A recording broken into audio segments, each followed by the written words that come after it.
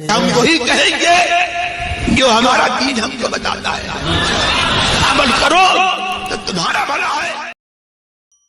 الحمدللہ رب العالمین والصلاة والسلام على سید الانبیاء والمرسلین، اما بعد اعوذ باللہ من الشیطان الرجیم، بسم اللہ الرحمن الرحیم، ان اللہ وملائکتہ یصلون علی النبی یا ایہا الذین آمنوا صلوا علیہ وسلموا تسلیما، اللهم صل على سيدنا وشفيعنا وحبيبنا ومولانا محمد وبارك وسلم صلاة وسلام عليك يا رسول الله صلی اللہ تعالی علیہ وسلم۔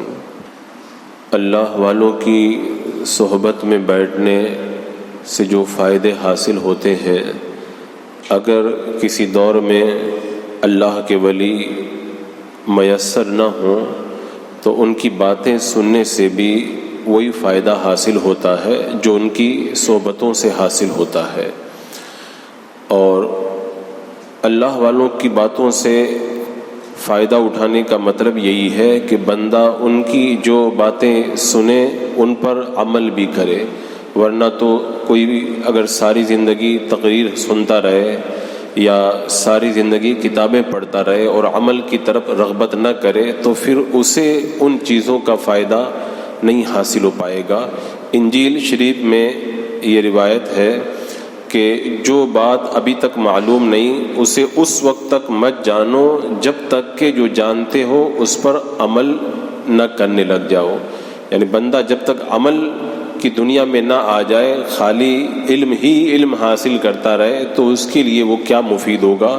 اور میرے آقا صلی اللہ تعالیٰ علیہ وسلم نے ارشاد فرمایا، جو شخص اپنے علم پر عمل کرے اللہ تبارک و تعالیٰ اسے اس چیز کا بھی علم عطا فرما دیتا ہے جسے وہ نہیں جانتا ہے۔ جب بندہ عمل کی دنیا میں آتا ہے تو اللہ تبارک و تعالیٰ اس کے لیے علم کے دروازے کھول دیتا ہے، اور کسی بھی بات کو یاد رکھنے کا سب سے اچھا طریقہ یہی ہے کہ بندہ جس بات کو معلوم کیا ہے اس پر عمل کرے۔ حضرت ابو محمد سہل رحمۃ اللہ تعالیٰ علیہ فرماتے ہیں کہ علم عمل کو آواز دیتا ہے، یعنی کوئی بندہ جب علم حاصل کرے تو اس کا وہ علم اس کے عمل کو آواز دیتا ہے۔ اگر وہ اس کی پکار پر لبیک کہہ دے یعنی عمل کرنے لگ جائے تب تو ٹھیک ہے، ورنہ وہ علم آگے چلا جاتا ہے۔ بندہ جب علم پر عمل نہ کرے تو پھر وہ علم اس کے پاس سے رخصت ہونے لگتا ہے۔ حضرت سیدنا ذوالنون مصری رحمۃ اللہ تعالیٰ علیہ فرمایا کرتے تھے کہ ایسے شخص کے ہم نشین بنو جس کے اوصاف تم سے باتیں کریں، اس کے پاس مت بیٹھو جس کی زبانیں تم سے باتیں کریں۔ یعنی جو زبان سے تو بڑی باتیں کرے لیکن خود عمل نہ کرے، ایسے آدمی کے پاس میں بیٹھنے سے کوئی فائدہ نہیں ہوگا۔ فائدہ وہیں پہ ملے گا کہ بندہ جو کہتا ہے وہ خود کرتا بھی ہے۔ تو یہ اللہ والوں کی باتیں انسان کی زندگی کو بدل کر کے رکھ دیتی ہیں۔ میرے آقا صلی اللہ تعالیٰ علیہ وسلم کا یہ فرمان ہی کافی اگر بندہ اپنی زندگی کو بدلنا چاہے تو۔ امام غزالی رحمۃ اللہ تعالیٰ علیہ فرماتے ہیں کہ اگلوں اور پچھلوں کی تمام نصیحتیں حضور سید المرسلین صلی اللہ تعالیٰ علیہ وسلم کی شکل میں لکھ دی گئی ہیں، اور ان میں سے ایک قول میں تم کو بتاتا ہوں کہ اگر بندہ اس قول کو ہی اگر عمل کی دنیا میں لے آئے تو اس کی زندگی بدل جائے۔ اللہ کے رسول علیہ الصلوۃ والسلام نے ارشاد فرمایا، علامت اعراض اللہ عن العبد اشتغالہ بما لا یعنی اللہ تعالیٰ کا کسی بندے سے اعراض کرنا، ناراض ہونا، اس کی پہچان یہ ہے کہ بندہ فضول چیزوں کے اندر مشغول ہو جاتا ہے۔ اور ایسا شخص جس کی عمر کی ایک گھڑی بھی اس حالت میں گزر گئی کہ جس مقصد کے لیے پیدا کیا گیا تھا اس کے خلاف اس نے کام کیا تو اس پر لمبی حسرت کرنا چاہیے۔ اور پھر میرے آقا علیہ السلام نے فرمایا، جس کی عمر 40 سال سے زیادہ ہو جائے اور اس کی نیکیاں اس کے گناہوں پر غالب نہ ہوں تو اسے چاہیے کہ جہنم کی تیاری کر لے۔ مطلب بندہ جب 40 سال کا ہو جائے پھر نیکیاں اور گناہوں کا حساب لگائے۔ اگر نیکیاں زیادہ ہیں سبحان اللہ، لیکن اگر گناہ زیادہ ہیں نیکیاں کم ہیں تو اللہ کے رسول علیہ السلام نے ارشاد فرمایا پھر وہ جہنم میں جانے کی تیاری کر لے۔ کہ 40 سال کا ہو گیا، عقل کامل ہو گئی اور اب بھی گناہ اس کے زیادہ ہیں اور نیکیاں کم ہیں تو یہ اس کے لیے بڑی کم نصیبی کی بات ہے۔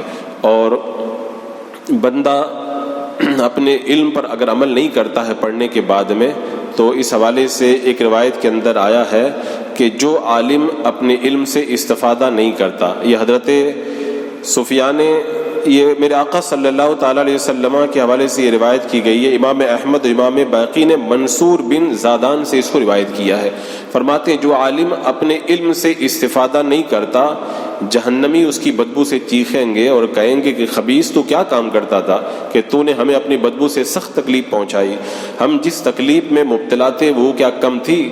تو وہ کہے گا کہ میں ایک عالم تھا اور اپنے علم پر عمل نہیں کرتا تھا۔ تو ایسے بے علم لوگ جو خالی سنتے رہیں پڑھتے رہیں لیکن عمل کی دنیا میں نہ آئے، جب جہنم میں جائیں گے تو ان کی تکلیف سے جہنمیوں کو بھی تکلیف ہوگی، ان کی بدبو سے جہنمیوں کو بھی تکلیف ہوگی۔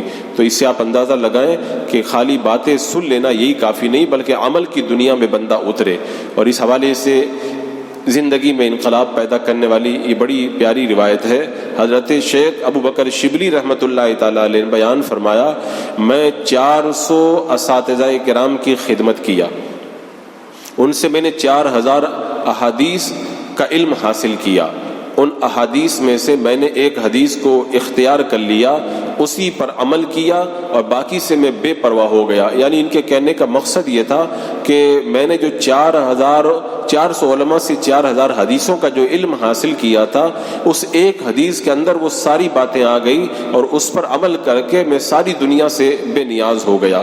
وہ کہتے ہیں میں نے اللہ کے رسول علیہ السلام کا یہ فرمان دیکھا، اللہ کے رسول علیہ السلام نے ارشاد فرمایا، اعمل لدنیا کا بقدر مقامک فیہا، دنیا کے لیے اتنا ہی کر جس قدر تجھے دنیا میں رہنا ہے۔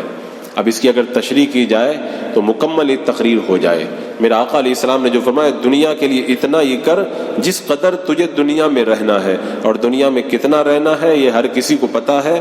تو پھر بندے کو دنیا کے لیے اتنی بھاگ دوڑ نہیں کرنا چاہیے کہ اس کے انداز سے ایسا لگے کہ اس کو کبھی مرنا ہی نہیں ہے۔ تو جب دنیا میں چند ہی دن رہنا ہے تو دنیا کی کوشش بھی چند دن کی ہونا چاہیے، اور زیادہ دن کہاں پہ رہنا ہے؟ آخرت میں۔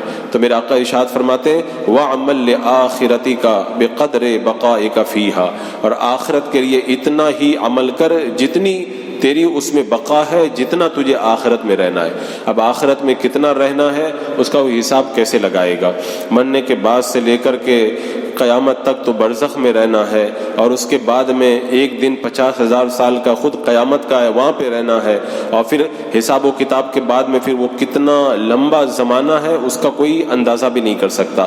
تو اتنا لمبا زمانہ مرنے کے بعد بندہ جب گزارنے والا ہے تو اس کے لیے میرے آقا فرماتے جتنا آخرت میں رہنا اتنا آخرت کے لیے عمل کر۔ تو آپ اندازہ لگا لیں آخرت کے لیے ہمیں کتنی عمل کی ضرورت ہے۔ اور پھر میرے آقا علیہ السلام نے فرمایا وَعَمَلْ لِلَّهِ بِقَدْرِ حَاجَتِكَ إِلَيْهِ، اپنے رب کے لیے عمل کر جس قدر تجھے اس کی حاجت ہے، یعنی اللہ کے تم جتنے محتاج ہو نا اتنا اللہ کے لیے نیک کام کرو۔ اب اللہ کے ہم کتنے محتاج ہیں اس کا بھی کوئی کیا حساب لگائے گا؟ کوئی سانس ایسا ہی نہیں ہے جس کے اندر ہم رب کے محتاج نہ ہوں۔ تو جب گھڑی گھڑی پل پل اللہ کی ہم محتاجگی رکھتے ہیں اور اللہ کے ہم محتاج ہیں، تب پھر ہمیں چاہیے کہ ہر گھڑی جو ہے وہ اللہ تبارک و تعالیٰ کی بارگاہ کے اندر اعمال صالحہ کا توشہ پیش کرتے رہے۔ پھر اخیر میں میرے آقا نے فرمایا وَعَمَلْ لِلنَّارِ بِقَدْرِ صَبْرِكَ عَلَيْهَا، اور جہنم کے لیے اتنا ہی عمل کر جتنا تو اس پر صبر کر سکتا ہے۔ جہنم پر صبر کرنا تو کسی کے بس کی بات ہی نہیں ہے۔ تو اس کا مطلب یہ ہوا کہ گناہ بندے کو کرنا ہی نہیں چاہیے، کیونکہ جتنا جہنم کی آگ کو برداشت کر سکتے ہو میرے آقا نے فرمایا اتنا ہی تم جہنم کے لیے کرو۔ اس کا مطلب یہ نہیں کہ گناہ کرو، مطلب یہ کہ تم جہنم کی آگ برداشت کر ہی نہیں سکتے تو گناہ کرو ہی مت تم بالکل۔ تو یہ 4 باتیں میرے آقا نے ارشاد فرمائی، دنیا کے لیے اتنا کرو جتنا دنیا میں رہنا ہے، آخرت کے لیے اتنا کرو جتنا آخرت میں رہنا ہے، رب کے لیے اتنا کرو جتنے رب کے محتاج ہو، اور تم جہنم کے لیے اتنا کرو جتنا تم اس پر صبر کر سکتے۔ یہ 4 باتیں ایسی ہیں، بندہ اگر ان 4 باتوں کو اپنے دماغ میں رکھ لے اور زندگی کے لیے اسی کو اپنے لیے نمونہ بنا کر کے زندگی گزارے تو کبھی بھی وہ اپنی زندگی کے اندر ناکام نہیں ہوگا اور آخرت کے اندر نامراد نہیں ہوگا۔ اس حوالے سے ایک بات حضرت حاتم اصم اور شقیق بلخی رحمۃ اللہ تعالیٰ علیہ کے مکالمے سے جو سامنے آئی، یہ ایک ایسی روایت ہے جو میں آپ کے سامنے رکھ رہا ہوں۔ اگر کوئی شخص اس روایت کو پڑھے اور اس کے اندر غور کرے نا تو اس کی زندگی میں ایک عجیب انقلاب پیدا ہوگا۔ یہ حضرت حاتم اصم رحمۃ اللہ تعالیٰ علیہ سیدنا شقیق بلخی رحمۃ اللہ تعالیٰ علیہ کے شاگرد تھے۔ یہ ایک دن حضرت شقیق بلخی رحمۃ اللہ تعالیٰ علیہ نے پوچھا کہ اے حاتم، تم نے میری صحبت میں کتنے سال گزارے؟ تو حضرت حاتم کہنے لگے کہ 33 سال سے میں آپ کی خدمت میں موجود ہوں۔ تو حضرت شقیق بلخی رحمۃ اللہ تعالیٰ علیہ نے فرمایا، تم نے اتنے زمانے تک میری خدمت میں رہ کر کے کتنے علوم حاصل کیے اور کتنے فائدے حاصل کیے؟ تو حضرت حاتم اصم رحمۃ اللہ تعالیٰ علیہ نے فرمایا کہ میں آپ کی صحبت میں جو 33 سال تک رہا، میں نے آپ سے پڑھا، اتنے زمانے میں میں نے آپ سے 8 فائدے حاصل کیے۔ حضرت شقیق رحمۃ اللہ تعالیٰ علیہ نے سنا تو کہا انا للہ و انا الیہ راجعون، کہا حاتم میں نے تیری تعلیم میں اپنی پوری زندگی گزار دی، پوری زندگی تیرے پیچھے میں نے لگا دی، تو نے اتنی لمبی عمر گزارنے کے بعد میں صرف 8 فائدے حاصل کیے؟ تو حضرت حاتم اصم عرض کرتے ہیں کہ اے میرے استاد، اگر آپ مجھ سے سچائی طلب کریں تو بات وہی ہے جو میں نے آپ سے کہی، اور اس کے علاوہ جو ہے وہ میں آپ سے کیا کہوں، کیونکہ مجھے یقین ہے کہ یہ جو 8 باتیں میں نے آپ سے حاصل کی ہیں وہ دنیا اور آخرت میں میری نجات کے لیے کافی ہیں، اور ان کے سوا باقی جو کچھ میں نے حاصل کیا ہے میں ان سے بے نیاز ہوں۔ اب آپ اندازہ لگائیں، یہ معمولی شاگرد نہیں ہے آج اور کل کے شاگردوں کی طرح کہ کہیں پر درس میں بیٹھ گئے، کچھ دیر جا کر کے پڑھ لیا، اٹھ کر کے۔ یہ وہ لوگ تھے جو دل لگا کے پڑھتے تھے اور ایک ایک لمحہ اپنا تعلیم کے اندر صرف کرتے تھے۔ اب ایسا بندہ کہہ رہا ہے 33 سال میں 8 باتیں حاصل کی، اب وہ 8 باتیں کتنی بلند ہوں گی۔ پڑھانے والا بھی اللہ کا ولی اور پڑھنے والا بھی اللہ کا ولی، اور پڑھانے والا بھی مخلص، پڑھنے والا بھی مخلص۔ اب ایسے استاد اور شاگرد کے درمیان جب 33 سال پڑھنے اور پڑھانے کا معاملہ رہا اور 8 باتیں صرف حاصل کی، اب ان 8 باتوں کو آپ سنیں گے اور جا کر کے غور کریں گے تو آپ کو خود کو لگے گا کہ واقعی یہ 8 باتیں اگر ہم لوگ سیکھ کر کے ان پر عمل کر لیں تو ہمیں کسی چیز کی ضرورت ہی نہیں ہے، نہ ہمیں کسی جلسے کی ضرورت ہے اور نہ کسی کانفرنس کی ضرورت ہے۔ یہ 8 باتیں ہماری زندگی بدل دینے کے لیے کافی ہے۔ اب حضرت شقیق بلخی رحمۃ اللہ تعالیٰ علیہ نے کہا کہ اے حاتم مجھے بتاؤ وہ 8 کون سے فائدے ہیں جو 33 سال میری خدمت میں رہ کر کے تم نے مجھ سے حاصل کیے۔ اب حضرت حاتم نے ان 8 باتوں کو بیان کرنا شروع کیا۔ فرمایا پہلا فائدہ، پہلی بات جو میں نے آپ سے حاصل کی، میں نے مخلوق کے اندر نظر کی تو میں نے یہ دیکھا کہ ہر ایک بندہ کسی محبوب کی محبت میں گرفتار ہے۔ تو میں نے جب غور کیا تو پتہ چلا کہ کچھ تو وہ محبوب ہوتے ہیں جو مرض الموت تک ہی کام آتے ہیں، اور کچھ وہ محبوب ہوتے ہیں جو قبر تک ساتھ نبھا دیتے ہیں، دوستی نبھا دیتے ہیں، پھر اس کے بعد میں وہ انہیں چھوڑ کر کے لوٹ آتے ہیں اور قبر میں ان کے ساتھ میں نہیں جاتے۔ تو بولے میں نے غور کیا تو میں نے سوچا کہ وہ محبوب کیا کام کا جو موت تک خالی کام آئے، وہ محبوب بھی کیا کام کا جو قبر کے کنارے سے واپس گھر پہ لوٹ کر کے آ جائے۔ محبوب مونس، مددگار اور ساتھی تو ایسا ہونا چاہیے جو مرنے کے بعد بھی کام آئے۔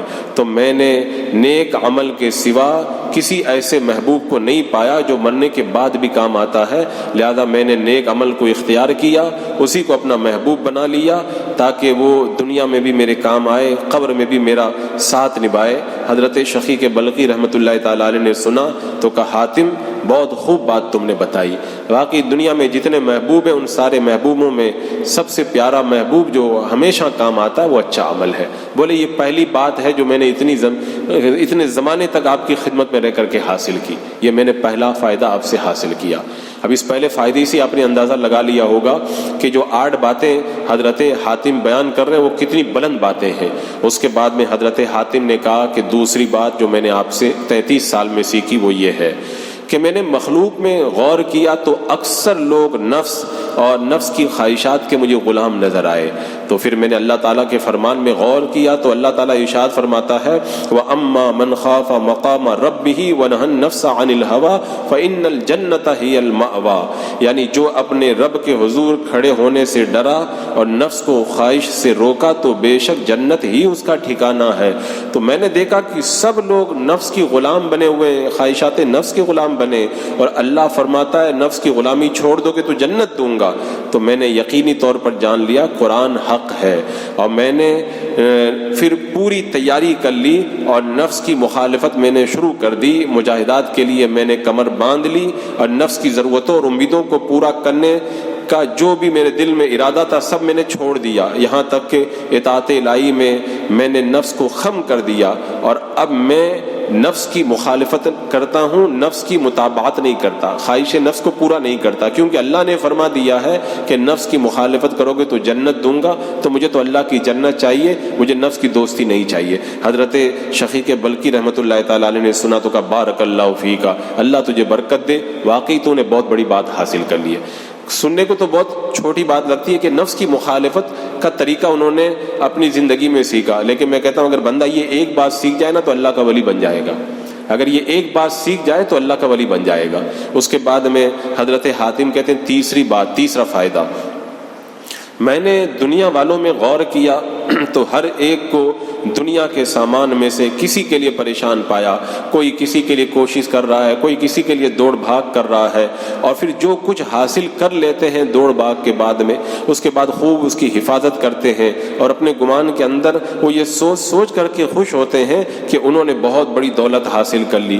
تو میں نے دیکھا بندہ ساری زندگی دوڑ بھاگ کرتا ہے, کچھ کماتا ہے, پھر اس کو بچا کر کے اس کو محفوظ رکھتا ہے. پھر اللہ تبارک و تعالیٰ کا میں نے فرمان پڑھا, ما عندکم ینفد وما عند اللہ باق, جو تمہارے پاس ہے وہ ختم ہو جائے گا اور جو اللہ کے پاس ہے وہ ہمیشہ رہے گا. تو کہتے ہیں کہ میں نے یقیناً جان لیا اور پھر میں نے جو کچھ بھی حاصل کیا تھا, چند سالوں میں جتنا پیسہ مال جمع کیا تھا سب غریبوں میں صدقہ کر دیا اور اسے اللہ کے پاس امانت کے طور پر رکھ دیا تاکہ رب کے پاس وہ چیز باقی رہے. کیونکہ میں دیکھ رہا ہوں کہ بندہ جو خود کماتا ہے وہ ختم ہو جاتا ہے, لیکن جو اللہ کے پاس جمع کر دیتا ہے وہ باقی رہتا ہے. تو پھر میں نے توشہ آخرت کے لیے اس کو اللہ کی بارگاہ کے اندر جمع کرا دیا. حضرت شقیق کہتے ہیں تم نے بڑا اچھا کام کیا. یعنی لوگ چاہے 1 لاکھ نہیں 1 کروڑ نہیں, اگر اربوں خربوں بھی جمع کر لیں تو چھوڑ جائیں گے, لیکن تم نے جو جمع کیا ہے نا وہ ایسے بینک میں جمع کیا ہے, دنیا میں بھی تمہارے کام آ رہا ہے, اور مرو گے تو اس بینک کے اندر کئی گنا بڑھ کر کے تمہیں فوراً موت کے بعد میں تمہیں مل جائے گا. وہ حضرت امام راضی سے کسی نے کہا تھا نا کہ میں بہت بڑا کروڑپتی آدمی ہوں, کوئی راستہ بتا دیں کہ میرا پیسہ قبر کے اندر میرے کام آئے. کہا ایک کام کرو, جتنا پیسہ ہے سب صدقہ کر دو, مرنے کے بعد سب تمہارے کام آ جائے گا. اس کے علاوہ اور کوئی راستہ نہیں ہے, اس کے علاوہ کوئی دنیا میں ایسا بینک ہے ہی نہیں جو مرنے کے بعد بھی تم کو پیسہ دے. یہ صدقہ و خیرات اور اللہ کی راہ میں خرچ کرنا ایسا بینک ہے جو موت کے بعد بھی تمہارے پاس میں موجود رہتا ہے. تو کہتے ہیں میں نے یہ تیسرا فائدہ یہ حاصل کیا. اس کے بعد میں فرمایا چوتھی بات میں نے 33 سال میں آپ کی بارگاہ میں رہ کر کے جو سیکھی, میں نے دنیا میں غور کیا. میں نے کچھ لوگوں کو دیکھا کہ وہ یہ گمان کرتے ہیں کہ انسان کی شرافت اور عزت رشتہ دار اور برادری سے ہے تو برادری پہ فخر کرتے ہیں. کچھ لوگوں کو دیکھا کہ وہ کہتے ہیں کہ مال اور اولاد زیادہ ہو یہ عزت کی بات ہے تو مال اور اولاد بڑھانے ہی میں لگے رہتے ہیں. میں نے کچھ لوگوں کو دیکھا غصہ اور روب و دبدبا, لوگوں کو مارنا, تکبر کرنا, اسی میں اپنی شان سمجھتے ہیں اور وہ اسی کے اندر لگے رہتے ہیں. تو کہتے ہیں کہ میں نے غور کیا تو پھر اللہ تعالیٰ کا یہ فرمان مجھے ملا. اللہ تبارک و تعالیٰ ارشاد فرماتا ہے ان اکرمکم عند اللہ اتقاکم, بے شک اللہ کے یہاں تم میں سے زیادہ عزت والا وہ ہے جو تم میں زیادہ پرہیزگار ہے. بولے میں سمجھ گیا کہ قرآن حق ہے. دنیا والے جو کہتے ہیں نا کہ مال کے ذریعے عزت ملے, فلاں کے ذریعے عزت ملے, تو یہ دنیا والوں کا سوچنا بالکل غلط ہے. پھر میں نے عزت کے لیے کیا کیا, میں نے اللہ نے جو راستہ بتایا تھا وہ راستہ اختیار کر لیا. میں تقویٰ اور پرہیزگاری اختیار کر لیا.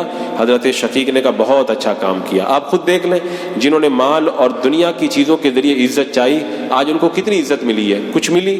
لیکن حضرت حاتم کو گئے ہوئے آج صدیاں گزر گئی, آج بھی ان کا نام محراب و منبر سے عزت اور عظمت کے ساتھ میں لیا جا رہا ہے.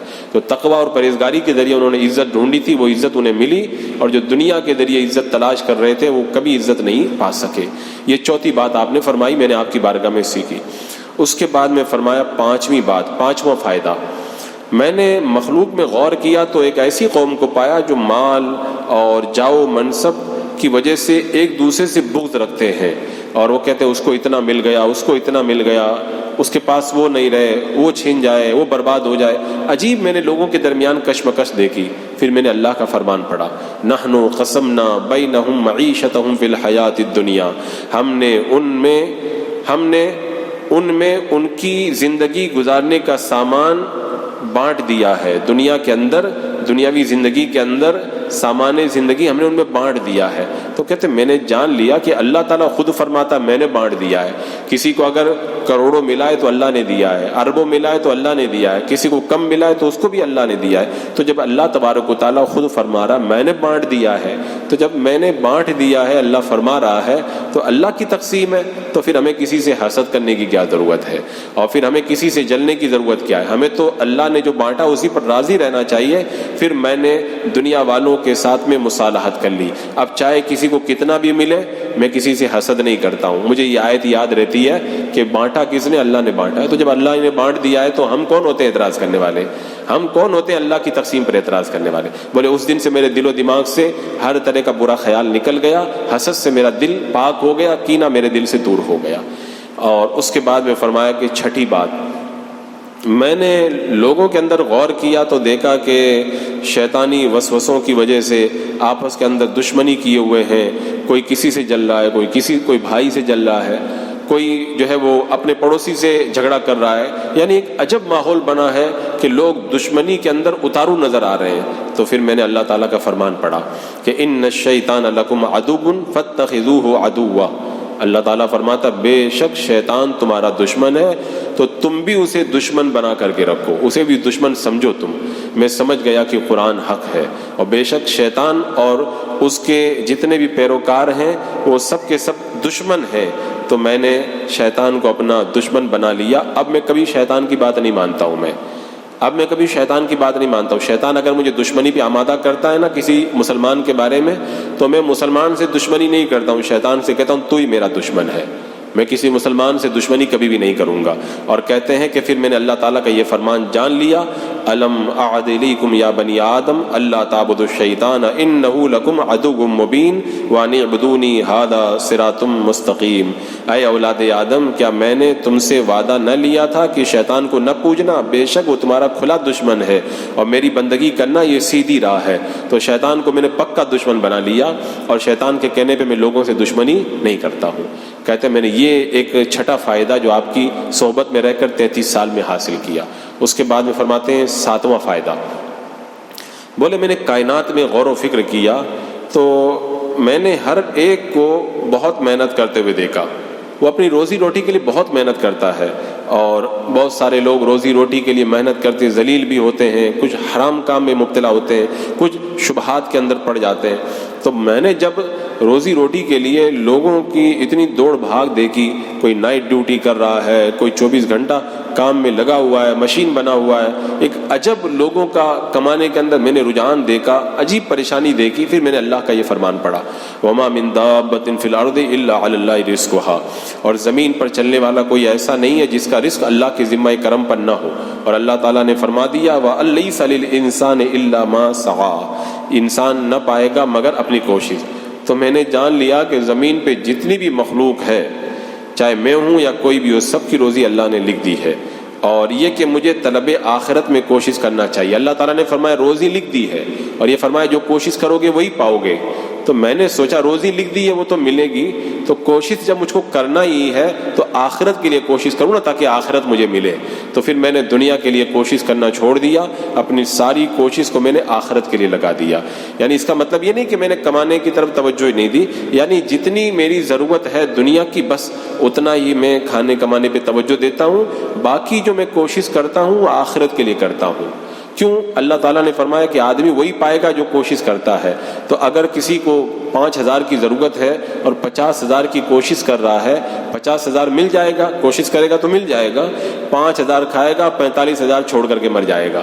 تو میں نے سوچا کہ ایسا میں کیوں نہ کروں، 5,000 کی ضرورت ہے تو 5,000 کماؤں، اور باقی جو اپنا وقت ہے وہ آخرت کے لیے لگا دوں، تاکہ مجھے آخرت مل جائے اور دنیا چھوڑ کر کے جانے والا کام میرے لیے نہ رہ جائے۔ تو کہتے ہیں پھر میں رزق سے بے فکر ہو گیا، اپنی ضرورتوں کو پورا کر کے سارا وقت اللہ کی رضا میں نے لگا دیا۔ اس کے بعد میں آخری بات آپ نے بتائی، میں نے 8واں فائدہ آپ کی بارگاہ میں یہ حاصل کیا، میں نے لوگوں کو دیکھا کہ کوئی اپنے مال پہ بھروسہ کرتا ہے، کوئی اپنی اولاد پہ بھروسہ کرتا ہے، کوئی اپنے پیشے پہ بھروسہ کرتا ہے، کوئی اپنی برادری پہ بھروسہ، ہر آدمی کسی نہ کسی پہ بھروسہ کر کے بیٹھا ہے۔ پھر میں نے اللہ کا فرمان دیکھا، اللہ تعالیٰ ارشاد فرماتا ہے وَمَن يَتَوَكَّلْ عَلَى اللَّهِ فَهُوَ حَسْبُهُ، اور جو اللہ پر بھروسہ کرے اللہ اس کے لیے کافی ہے۔ اولاد ساتھ چھوڑ سکتی ہے، مال جا سکتا ہے، رشتہ دار چھوڑ سکتے ہیں، لیکن اللہ تعالیٰ نے فرمایا جو مجھ پہ بھروسہ کرے گا میں اس کے لیے کافی ہو جاؤں گا۔ تو میں نے اللہ کی ذات پہ بھروسہ کیا، اللہ میرے لیے کافی ہے، بہترین کارساز ہے۔ اور ظاہر سی بات ہے دنیا والے تو آخر چھوڑ ہی جاتے ہیں، لیکن اللہ تعالیٰ کبھی بندے کو نہیں چھوڑتا ہے۔ بندہ جب تک اللہ کی بارگاہ میں جمع رہتا ہے اللہ کی رحمتیں اسے ملتی رہتی ہیں۔ حضرت شقیق بلخی رحمۃ اللہ تعالیٰ علیہ نے کہا ہے حاتم تم نے بہت خوب کہا، اور اس کے بعد حضرت شقیق فرماتے میں نے توریت کو پڑھا، میں نے انجیل کو پڑھا، زبور کو پڑھا، قرآن مقدس میں نے غور و فکر کیا، میں نے چاروں آسمانی کتابوں کو ان 8 فائدوں سے خالی نہیں پایا۔ یعنی ان چاروں آسمانی کتابوں میں جو خلاصہ ہے نا اس کے اندر یہی باتیں بیان کی گئی ہیں، جو بندہ ان 8 باتوں پہ عمل کر لینا گویا کہ اس نے توریت، زبور، انجیل اور قرآن پاک چاروں کی چاروں کتابوں کے اوپر اس نے عمل کر لیا ہے۔ تو اب بندہ چاہے کہ میں خوب علم حاصل کروں اور عمل نہ کروں تو وہ کیسے کامیاب ہوگا؟ کامیابی کا راستہ تو یہ ہے کہ بندہ علم کو ضرورت کے مطابق حاصل کرے اور باقی اپنا پورا کا پورا وقت وہ لگا دے ان باتوں کے اندر عمل کرنے کے اندر۔ جیسا کہ میرے آقا صلی اللہ تعالی علیہ وسلم نے ارشاد فرمایا حاسبوا انفسکم قبل ان تحاسبوا زنوا قبل ان تزنوا، اے لوگوں اپنا حساب کرو اس سے پہلے کہ تمہارا حساب لیا جائے، اور اپنے اعمال کا وزن کرو اس سے پہلے کہ تمہارے اعمال تولے جائیں۔ مطلب کیا ہوا؟ آج حساب کر لو اور آج ہی اعمال کا وزن کر لو۔ اگر حساب کتاب میں کمی ہے، اعمال میں کمی ہے، تو اعمال کے ذریعے کمی کو دور کر لو، مرنے کے بعد یہ کمی پھر دور نہیں ہوگی۔ حضرت مولا علی رضی اللہ تعالیٰ عنہ نے فرمایا نا کہ جو یہ سوچے کہ بغیر کوشش کے جنت میں چلا جاؤں گا وہ خالی تمنا کرنے والا ہے، وہ خالی تمنا کرنے والا ہے، اور جو یہ گمان کرے کہ کوشش کر کے جنت میں پہنچ جاؤں گا وہ صرف پریشان ہونے والا ہے۔ کیا ہے؟ نہ تو کوشش سے جنت ملتی ہے اور نہ صرف تمنا سے جنت ملتی ہے۔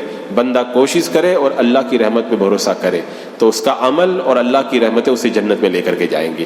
اور حضرت حسن بصری فرماتے ہیں طلب الجنت بلا عمل ذنب من الذنوب، بغیر عمل کے جنت کی طلب کرنا تو ایک گناہ ہے، ایک طرح کا گناہ ہے۔ بندہ کہے کہ میں تو سنی ہوں، میں تو جنت میں چلا جاؤں گا، اور نیک کام نہ کرے تو اس کا یہ گمان بھی گناہ ہے کہ وہ یہ سمجھ رہا ہے کہ میں بغیر عمل کے جنت میں چلا جاؤں گا۔ کیونکہ ایک روایت کے اندر آتا ہے اللہ تبارک و تعالیٰ کا یہ فرمان حدیث قدسی ہے، کتنا بے شرم ہے وہ بندہ جو بغیر عمل کے میری جنت کی طمع رکھتا ہے، آرزو رکھتا ہے، اور میں اپنی رحمت سے اسے کیسے فیض پہنچاؤں جو میری اطاعت و فرما برداری کے اندر بخالت کرتا ہے۔ یعنی تم تو نیکی کے اندر بخیلی کرو اور پھر اللہ تعالیٰ سے یہ امید رکھو کہ اللہ مجھے جنت دے، وہ قریب دے دے، اس کے کرم سے کوئی بعید نہیں، لیکن بندہ جھوٹی امیدیں نہ پالے۔ اور میرے آقا علیہ السلام نے تو کتنی پیاری بات کہی، فرماتے ہیں کہ القیس من دان نفسہ، عقل مند وہ ہے جو خود کو حقیر سمجھے اور موت کے بعد کے لیے عمل کرتا رہے، اور بیوقوف وہ ہے جو خواہش نفس کی پیروی کرے اور اللہ سے امید لگائے بیٹھے، کہتے ہیں میں تو جنت میں چلا جاؤں گا، جھوٹی امید لگا کے بیٹھے، وہ بیوقوف ہے۔ اور جو کوشش کرتا ہے، عمل کے اندر دوڑ بھاگ کرتا ہے، وہی بندہ کامیابی سے ہمکنار ہوتا ہے۔ حضرات مکرم حضرت عیسیٰ علیہ السلام نے جو آپ پر جو انجیل نازل ہوئی اس کے اندر یہ بات ہے کہ بندہ جب انتقال کرتا ہے، اس کو قبر میں رکھا جاتا ہے تو اللہ تعالیٰ بندے سے 40 سوال کرتا ہے، انتقال سے لے کر کے بندے کی قبر میں جانے تک بندے سے 40 سوال ہوتے ہیں۔ ان میں سے پہلا سوال اللہ تعالیٰ بندے سے ہی پوچھتا ہے، اے میرے بندے تو نے مخلوق کی دیکھنے کی جگہ کو تو بڑا صاف ستھرا رکھا، یعنی ہمارے کپڑے، چہرہ، مخلوق یہ سب دیکھتی ہے، تو اللہ تعالیٰ مرنے کے بعد سب سے پہلے بندے سے یہی پوچھے گا کہ مخلوق جس چیز کو دیکھتی تھی اس کو تو نے بڑا صاف ستھرا رکھا، لیکن تو نے ایک لمحہ کے لیے بھی اس جگہ کو صاف نہیں کیا جہاں پر میری نگاہ پڑتی تھی، یعنی اپنے دل کو تو نے کیوں نہیں صاف کیا؟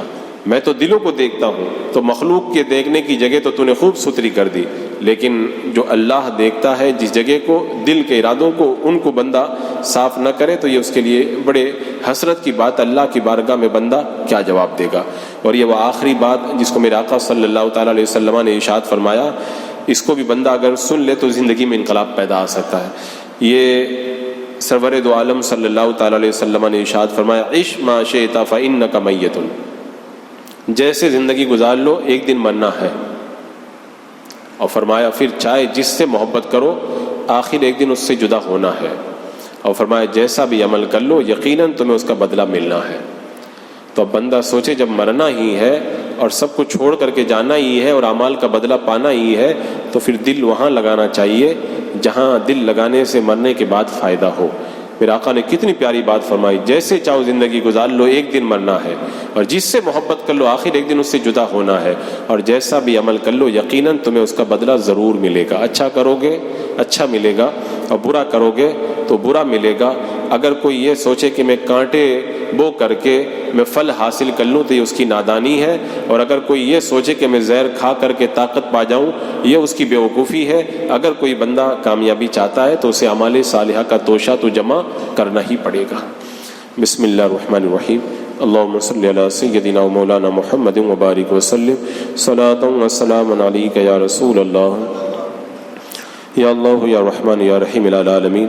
اپنے محبوب کریم رؤوف الرحیم علیہ الصلوۃ والتسلیم کے صدقے میں ماہ رمضان کی برکتوں سے ہم سب کو مالا مال فرما۔ اے اللہ ماہ رمضان المبارک کے اس آخری عشرے کے اندر ہمیں کثرت سے تیری عبادت کرنے کی توفیق عطا فرما۔ اے اللہ اس ماہ مبارک کے اندر بڑھنے والی تیری رحمتوں سے مولا ہمیں حصہ نصیب فرما، زندگی میں بار بار ہمیں ماہ رمضان نصیب فرما۔ اے اللہ مسلمانوں کی جان مال عزت آبرو ایمان عقیدہ عمل کی حفاظت فرما، ہمارے مقابر مساجد مدارس ہمارے مکانات کاروبار اور سب کی مولا حفاظت کا سامان پیدا فرما، بالخصوص مولا فلسطین کے مظلومین وہاں کی بیواؤں یتیموں بچوں کی مدد فرما، ظالموں کو نیست و نابود فرما۔ ربنا تقبل منا انک انت السمیع العلیم وتب علینا انک انت التواب الرحیم۔ ان اللہ وملائکتہ یصلون علی النبی یا ایھا الذین آمنوا صلوا علیہ وسلموا تسلیما۔ اللہم صل علی سیدنا وشفیعنا وحبیبنا ومولانا محمد وبارک وسلم، صلاۃ وسلام علیک یا رسول اللہ۔ سبحان ربک رب العزۃ عما یصفون وسلام علی المرسلین والحمد للہ۔